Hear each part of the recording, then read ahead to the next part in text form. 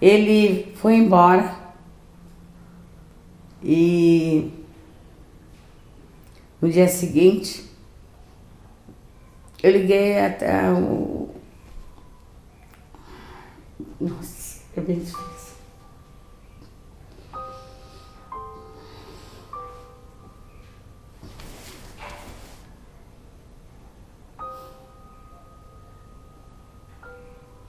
Desculpa aí que essa leoa cai por terra porque sou ser humano.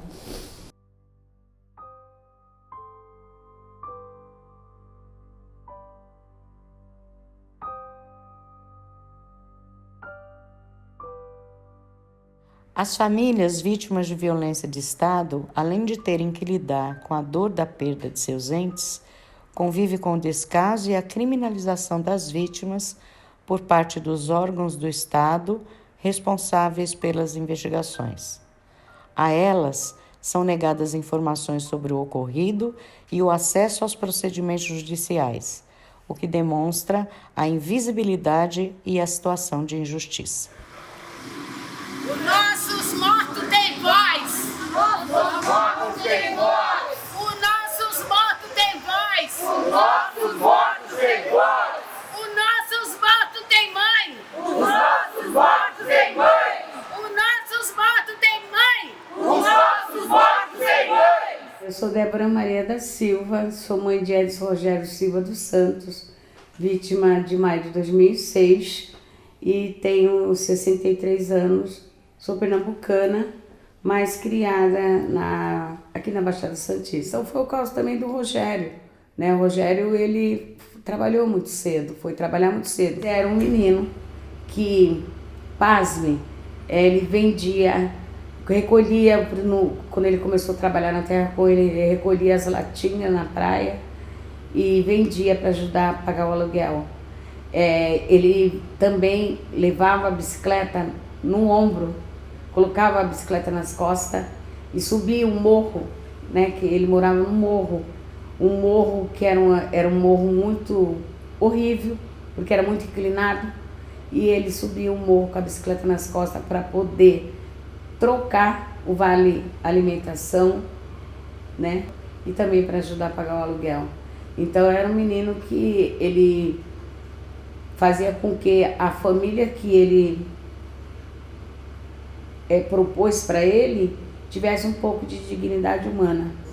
Então Rogério não foi cortado o cordão umbilical, nem simbolicamente como é para a sobrevivência daquele ser que nós estamos parindo, porque ele era um mala, ele era amante, ele era chato, ele não bebia, ele não fumava, ele não gostava de baile, ele só gostava de escutar música funk. Ele era um menino mala, era um menino conservador, tomava conta muito das irmãs, porque eles eram órfãos. No começo ele trabalhou de manutenção no Jardim da Praia e depois ele passou a fazer limpeza urbana das vias, né, via urbana, e depois ele passou a fazer o mesmo trabalho, mas no morro. Queria que ele estudasse, porque a educação salva tudo, né? Salva de tudo que tu ter conhecimento, eu acho que é o marco de todo ser humano, né? Mas ele era um menino muito inteligente, mas ele não gostava de estudar. Os planos profissionais deles foi uma coisa assim bem... eu cobrava muito, né? Se ele não ia mudar de profissão, e ele falou, não. Lidar com o público é muito gostoso. Essa profissão é uma das maiores profissões, até porque sem o gari, né, sem o coletor, não existe ser humano.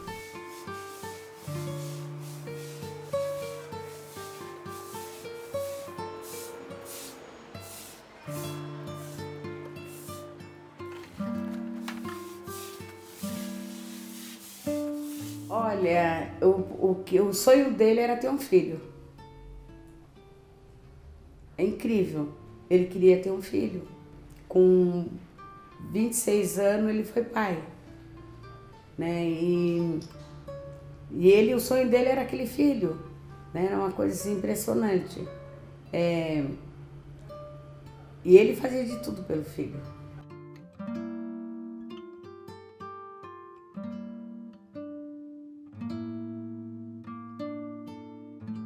Então, Rogério não foi cortado o cordão umbilical, nem simbolicamente como é para a sobrevivência daquele ser que nós estamos parindo. Depois dele adulto, os meninos chamavam, neném da mamãe. Ele, eu só sou neném para minha mãe. O amor é um amor assim que ele não mede, não se pesa, e é um amor eterno.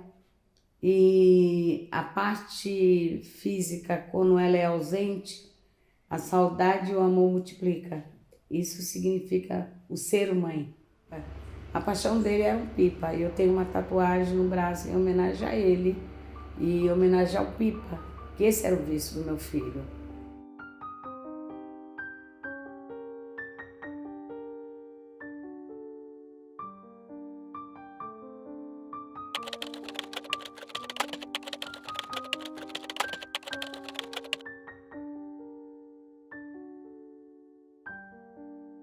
O primeiro comando da capital é uma facção criminosa que hoje atua em todos os estados brasileiros, hoje é a maior facção criminosa do país. Inicialmente o PCC, quando foi criado pelos integrantes no momento principais, foi criado com a intenção de ser um partido de defesa dos presos. O PCC é uma organização criminosa que fica principalmente dentro das prisões de São Paulo e organiza e cria regras para o crime, além de ser e proporcionar um grande networking de criminosos, principalmente para a venda de droga. Na véspera do Dia das Mães, houve uma grande transferência de presos, com mais de 500 presos, que foram transferidos para uma unidade de segurança máxima em Presidente Venceslau sem serem avisados. E acabaram desencadeando os ataques a partir dos presídios para mostrar força e para peitar o governo. Os chefes do crime organizado que passaram a noite prestando depoimento à polícia voltaram para a cadeia. O homem que puxa a fila é Marcos Camacho, o Marcola, apontado como cabeça do PCC. Então, era aquela história da comida ser ruim, de pedir a visita íntima, de acabar com as torturas dentro das cadeias, de apanhar, de agentes penitenciários, enfim, de diretores malucos. Então foi uma junção de tudo que eles haviam pensado no início, que eles queriam, de mudanças, né, para a vida dentro da cadeia, e que não se concretizava. Só que partiram através de uma rebelião, já que algumas negociações falharam no meio do caminho. Então foi determinado que os presos que estivessem fora das prisões, né, alguns tinham saído porque era período de Dia das Mães, atacassem agentes de segurança, policiais, civis, militares, bombeiros e agentes penitenciários. E foi mais ou menos isso, ver viatura mete bala, ver policial uniformizado mete bala. Hoje, quem está acostumado a salvar vidas teve que se preocupar com a própria. Os bombeiros trabalharam armados. Os bandidos, desta vez, atacaram até um quartel do Corpo de Bombeiros no centro. Houve dois momentos. Na verdade, as vítimas dos crimes de maio, né, podem ser talvez separadas em duas etapas, né? Primeiro foram policiais da ativa e da reserva que foram pegos desprevenidos, né? A polícia começou a reagir e começou a ir para as periferias e executar muita gente, né? No aviso, o efeito do medo. Esta rede de escolas na zona leste da capital cancelou as aulas até quarta-feira. Os alunos desta universidade e de 2 colégios num dos bairros mais nobres de São Paulo também não tiveram aula. Com medo, os comerciantes baixaram as portas. Um toque de recolher silencioso na maior cidade do país. Foi dado o toque de recolher, todos os estabelecimentos da Baixada Santista do estado de São Paulo se fechou por causa do toque de recolher que foi dado, que não foi do crime organizado, como toda a população, né, não sabe da verdadeira história, mas sim o toque de recolher dado pela polícia.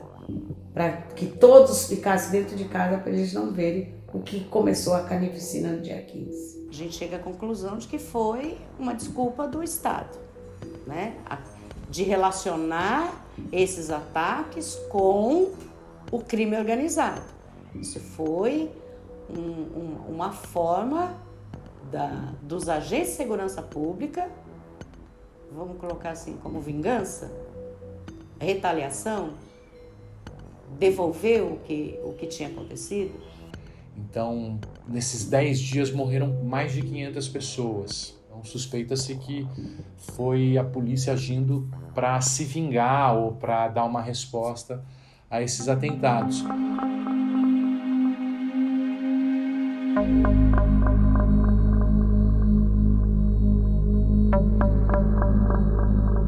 Dia 9, ele esteve na minha casa e eu fiz o cozido para ele, porque no dia seguinte ele ia fazer uma cirurgia. Ele dormiu, né, no dia 10 em casa. No dia 11 ele foi embora de manhã porque não tinha comida. Ele só veio aparecer no dia 14 de manhã, no dia das mães. Aí nós ligamos a televisão. Aí eu falei, vimos que ocorreu um atentado aqui em Santos, em Cubatão. E deu aquele pânico, sabe? E aquilo me deixou assim muito temerosa, sabe? De ver uma situação daquela, assim. Tava passando os enterros de um bombeiro. E a gente, nós três, eu, a Kátia e ele, sentado no sofá, essa imagem não sai da minha cabeça. Aquele enterro daquela mãe gritando em cima do caixão do filho, e aquele caixão descendo devagarzinho, assim, nas cordas, na sepultura, e aquela corneta daquele monte de policial da banda, aquela corneta assim, e aquele caixão descendo, e aquela mãe gritando. Nós três choramos. E aí ele falou assim pra mim, mãe, tira aí dessa desgraça, desse canal. Olha, eu vou embora. Eu não vou ficar vendo isso aí. Eu falei, não, vamos ver o que tá acontecendo, Rogério. A mãe não vai ficar vendo isso aí. Aí ele, não, tira. Aí eu peguei e falei, tá bom, eu vou sair. Aí peguei e cortei um pedaço de bolo, né, e fui levar pra vizinha. E deixei os dois na sala. Porque eu fui falar pra vizinha do que estava acontecendo, né? Que eu tava vendo ali na televisão e bem assustada. Aí, porque a vizinha que tinha um filho com fito calei. Aí eu tô lá conversando com ela, daqui a pouco eu olho meu filho, meu Deus, saindo do portão pra fora, com as sacolinhas, com os tapa-ué, com a comida. E eu olhei pra ele assim, falei, onde você vai, menino? Aí ele pegou e falou assim, mãe, eu vou embora. Falei, você vai embora por quê? Ele falou assim, vou trabalhar amanhã. Falei, não, Rogério, não vai não, fica aí, dorme aí. Ele, não, mãe, não posso, porque amanhã olha como é que tá a minha boca. Se eu ficar aqui e dormir, amanhã cedo eu vou pegar essa friagem, vou ficar mais ruim ainda. Eu vou embora. Aí ele pegou e falou, me dá um beijo. Aí me deu um beijo. Depois ele pediu um beijo pra vizinha e falou, feliz Dia das Mães, já tá quase no final do dia, desculpa aí. Mas eu vou dar um abraço na senhora. Me deu um abraço, aquele é muito carinhoso, deu um abraço na vizinha. E aí eu olhei pra ele assim, falei, meu filho, cuidado com a tua vida, cuidado, não sai de casa, fica em casa, porque eu não sei o que será de mim, se acontecer alguma coisa contigo. Ali eu senti alguma coisa, mesmo. Falava mais alto do que, eu acho que é até a intuição de todas as mães, já sente.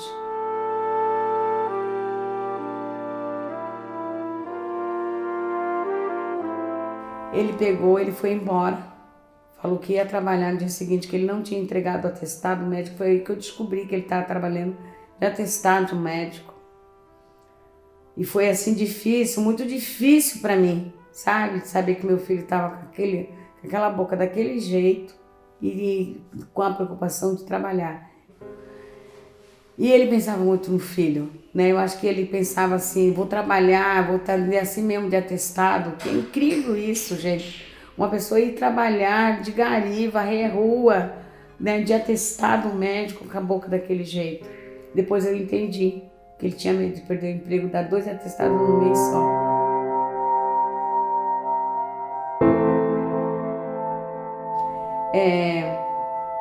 Ele foi embora e no dia seguinte eu liguei até o... Nossa, é bem difícil.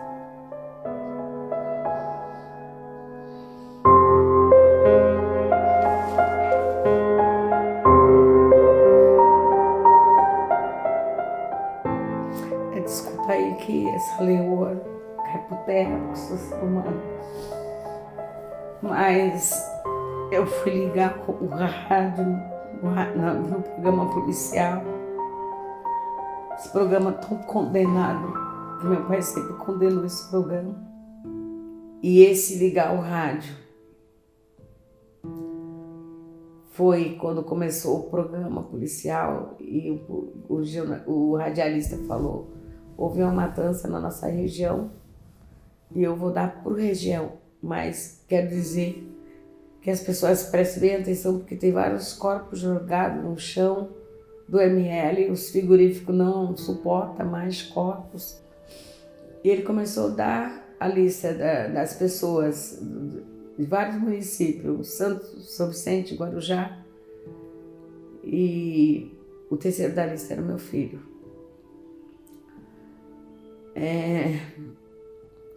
Acabou ali essa mulher que gostava de escutar esse programa,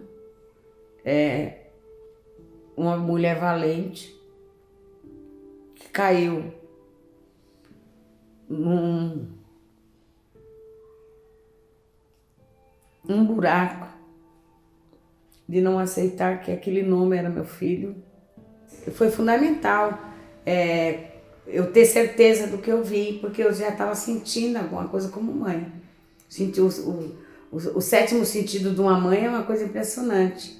Eu não dormi a noite toda depois que ele foi embora. Eu queria notícia que ele teve, foi embora e chegou em casa bem.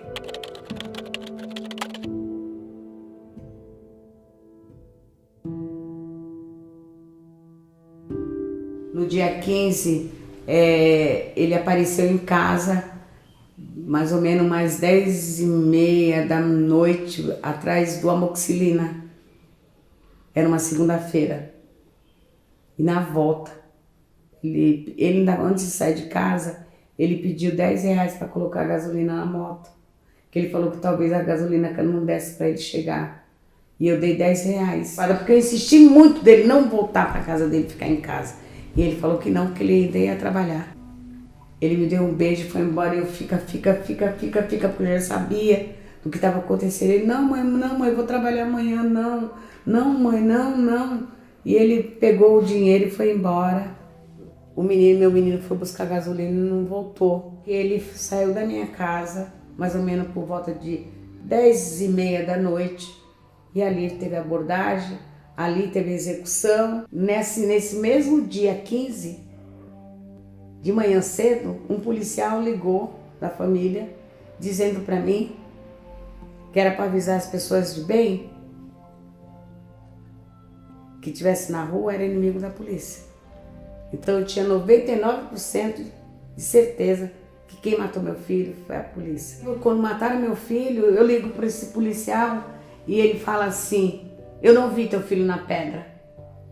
E ao mesmo tempo ele fala assim: olha, eu escutei no rádio da polícia que pegaram lixo lá no morro. Esse lixo era meu filho. E as minhas irmãs vieram e me encheram de remédio, sabe? Eu tomei 18 diazepam para acalmar, porque eu estava muito agitada e fez o efeito contrário. Eu fiquei só acordada, mas não dormia e muito assim, querendo saber de tudo. E as minhas irmãs fizeram as tratativas, mas a primeira coisa que foram no ML. Chegou no ML, minha filha que foi fazer o reconhecimento com meu pai, meu marido, o marido dela. Eles reconheceram que era ele pela fotografia, né, do documento dele, o capacete, a carteira funcional dele, que estava funcional, o olerite do mês, que eu pedia sempre para ele andar no bolso. Só que o capacete estava assim dentro do saco e o saco estava com muito sangue.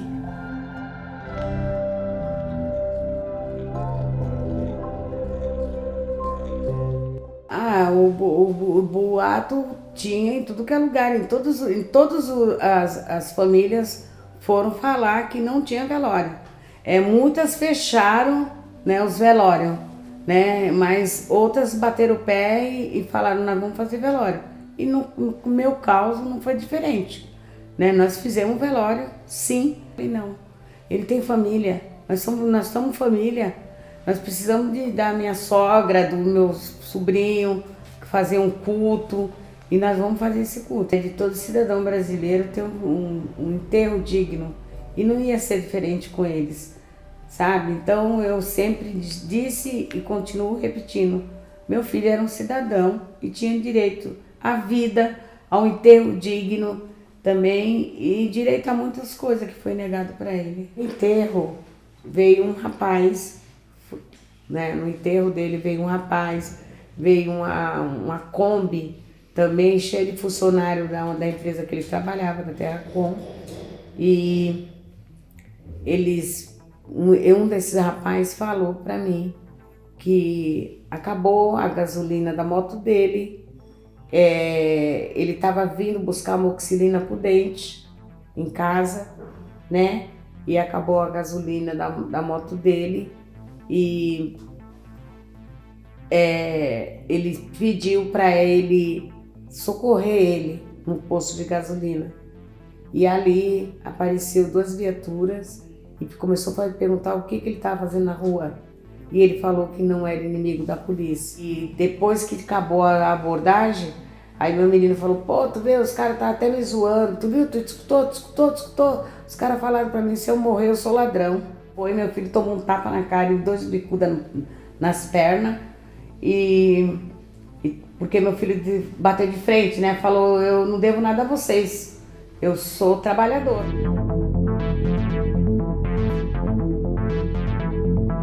Foi aí que ele falou, nós somos o quê? Vagabundo? Teve a discussão de polícia com meu menino. Quando os policiais abordaram ele, que dispensaram, eles subiram, fizeram o percurso, ficaram esperando meu filho lá em cima. Eles esperaram meu filho em cima do morro. E quando eles viram meu filho sair com a moto e para ir buscar gasolina, eles viram o percurso que meu filho estava fazendo. E quando chegou lá em cima, eles mataram meu filho, porque eles mataram meu filho de capacete. E que aí caracteriza a execução sumária também, por conta da posição. Muitos meninos agachados, então nada demonstra que os meninos estavam correndo ou que foi resistência à prisão, nada disso. Né? Em muitos casos, os meninos estavam prostrados, abaixados, de cabeça baixa e tudo mais, entendeu? Ou tiro pelas costas, então muito provavelmente estava de pé. Porque a mídia, naquela época, a mídia foi tão perversa conosco que ela dava ataque do PCC. Ela colocava, rotulava como título em letras garrafais, ataque do PCC. E eu sabia que não era ataque do PCC, porque pararam de matar policiais. A gente só via notícia dos meninos. Na Argentina, o diário Clarín destaca o grande número de mortes registrado em menos de 3 dias no Brasil. Na página da internet da rede americana CNN, é apontado que, apesar do grande número de rebeliões nas prisões, o governo paulista insiste em afirmar que a situação está sob controle. No The New York Times, poderosa gangue criminosa ataca a polícia brasileira. Os ataques também ganharam destaque na imprensa europeia. O Times de Londres diz que o Brasil passa pela pior onda de violência dos últimos anos. Nossos filhos foram mortos não foi por causa da criminalidade, foi por causa da criminalidade do outro lado, de quem estava de uniforme, vestido de uniforme. Eles não são ladrões, foram vítimas inocentes, foram execuções covardes. E mesmo se os que fossem, você não deve pensar na vítima necessariamente, só na vítima. Você deve pensar no bandido fardado que está matando covardemente. E esse poder, ele cria monstros.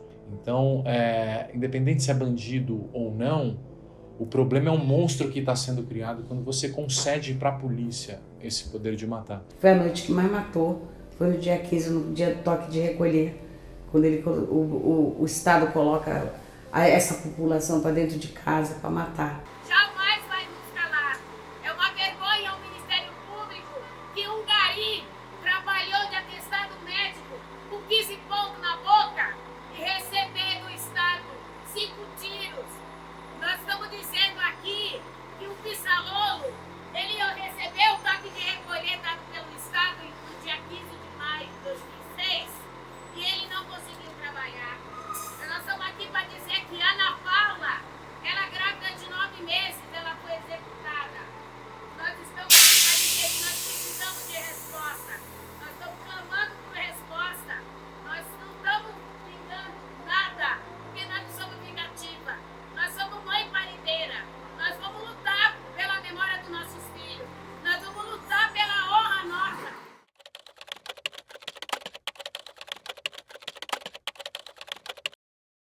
Até que eu caí doente em cima de uma cama. E quando eu caí doente em cima da cama foi onde meu filho apareceu. No 5º dia, me tirou de cima de uma cama. Eu digo que foi ele porque eu teve, assim, nos meus braços aqui, as marcas dos dedos dele. Um dia depois que ele apareceu para mim, pedindo para mim ir para a luta. Que ele não voltava mais e ele não queria eu aonde ele estava. E sumiu. Mas ele apareceu para mim com muita raiva, a ponto de os dedos dele ficar arroxeados nos meus braços. Aí a médica me deu alta e eu saí determinada dali que eu ia procurar as mães.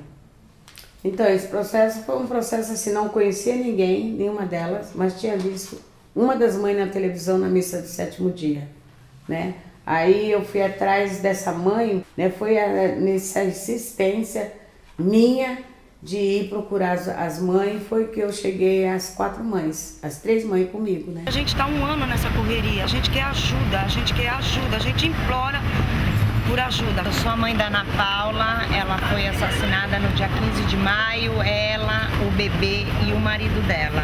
São motos encapuzados e chegam de repente atirando sem saber quem é e quem não é. E a gente quer que mais mães se unam a gente. A gente implora por justiça. E nós vamos até o fim para saber dos assassinos dos nossos filhos. E aí elas começaram a ir à Defensoria, Ministério Público, Fórum, investigar. E ouviram muitas coisas que, né, vocês têm que investigar, da própria promotoria, vocês têm que trazer prova de que, né, de que foi crime mesmo, que os filhos eram inocentes, aquela coisa toda. E aí ela deu início nessa luta, assim, indo atrás das pessoas, recebendo nãos, recebendo orientação, e foi crescendo, e foi indo, e nunca desistindo, né? Tanto que ela está aí até hoje. Os filhos foram assassinados há 1 ano atrás, e nós que vamos no auditoria do CRM saber o que eles têm para nós, porque aqui em Santos a gente não encontramos recurso nenhum. A gente já não se aguenta mais em pé. Tanto sofrimento faz 1 ano, gente. Faz 1 ano e ninguém faz nada, A gente não tem ajuda de ninguém. A gente está indo do CRM, né, porque vai ter uma reunião aí de várias entidades. E a gente está querendo uma resposta para ver se eles dão uma força pra gente. Estou indo para São Paulo atrás de justiça, porque em Santos nós não temos ninguém. Eu espero que lá a gente encontre as pessoas certas. E mais 4 mães loucas mesmo foi eu, a Vera Freitas, a Vera Gonzaga e a Edinalva. Elas bem determinadas para não deixar cair no esquecimento, nem cair numa vala comum os crimes dos nossos filhos. Praticamente com o Rogério junto, né? Foi ele que determinou. Investigação não houve. Tanto que a cobrança ainda vem até hoje. A maioria dos casos não são investigados. tudo indica que não há interesse do Estado em garantir a justiça por isso. Porque se ele garante a justiça, ele tem que reconhecer que ele é que foi, né? Quem teve uma grande dificuldade das vítimas civis, né, que morreram depois, porque havia uma certa conivência, uma certa má vontade, uma certa revolta das autoridades por terem sido atacadas. Então, houve pouco esforço para que essa apuração seguisse adiante e houve muita crueldade com familiares dessas vítimas, principalmente as mães, né, que foram humilhadas, perseguidas. Enquanto existir as nossas forças, as nossas uniões, a gente vai lutar pelos nossos direitos e nós não vamos abaixar a cabeça, porque a gente estamos lutando pelos nossos direitos. Memória, verdade, justiça não existiu, não existe justiça. A verdade, quem conta é nós, que deveria ter sido por parte do Estado, mas encobriu essas mortes, né? A memória, eles tentam apagar de todas as formas, criminalizando nossos filhos que morreram como suspeitos e criminalizando também as mães, que nossos filhos não tinham morrido pela mão do PCC. Por quê? Porque nossos filhos não deviam para o PCC, nossos filhos não deviam nada para a polícia. A única dívida que nossos filhos teve com o Estado foi a desobediência do toque de recolher dado por eles.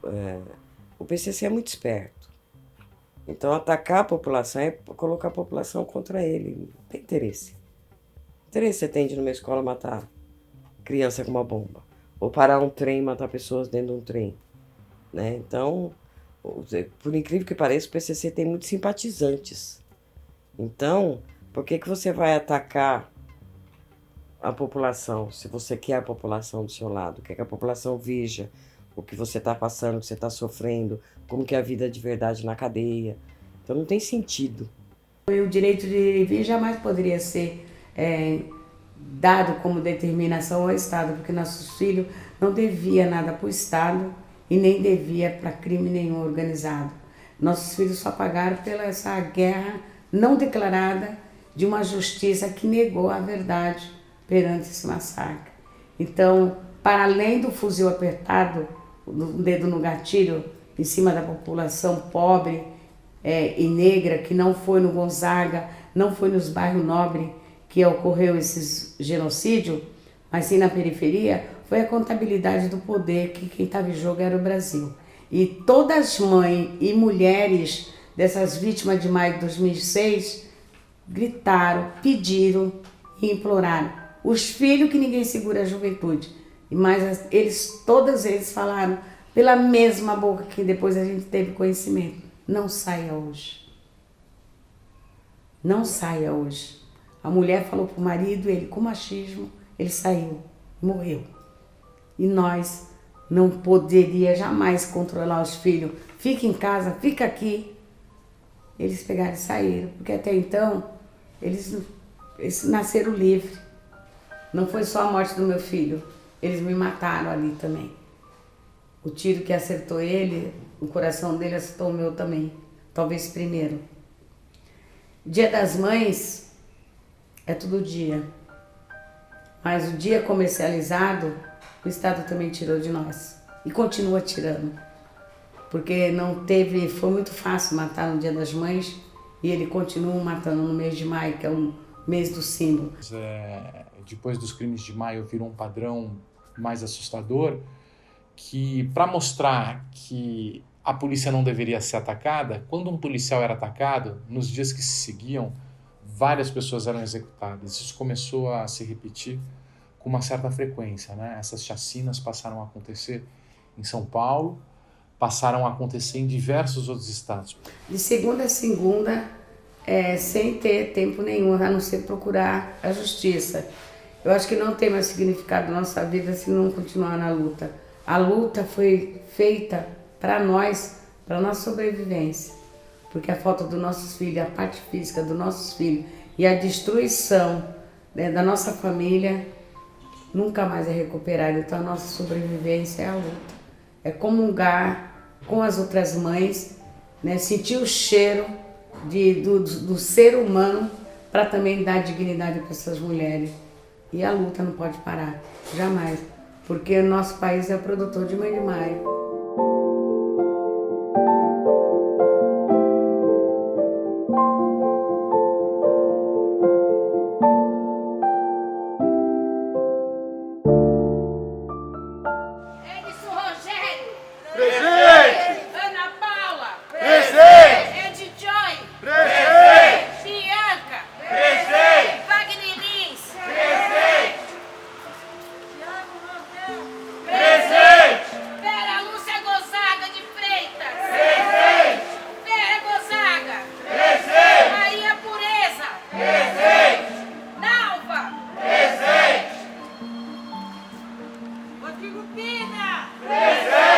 Paulo Alexandre!